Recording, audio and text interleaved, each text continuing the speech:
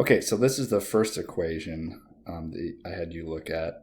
And we're going to pay particular attention to our x-intercepts here. So what I'm going to do is I'm going to take this and put it in factor form. So I'm putting 2x squared here and negative 8 here. And just a little reminder that we want these, whatever these values end up being, to combine to give me negative 6. So I'm going to start with 2x here and x here.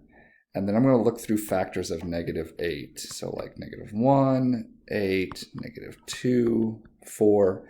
And then I could swap those out, like 1, negative 8, or 2, negative 4. It could be that. So let's see here. I'm trying to get negative 6, huh? So I'm going to try negative 4 and positive 2, which would give me 2x and negative 8x. And these combine to give me negative 6x.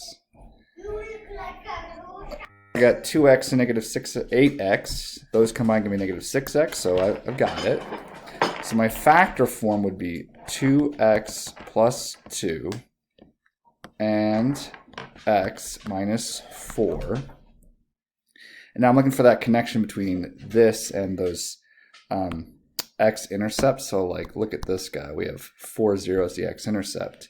And if I set this equal to 0, x has got to be 4. So that's one of my x-intercepts.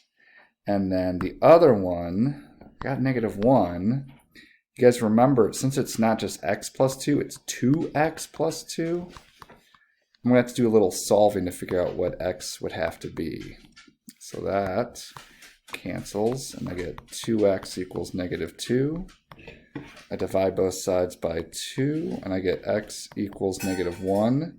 And hey, that was my x-intercept. So that's just a little reminder of how I can take this expression, use the box to factor it, and then take those factors and find the x-intercept.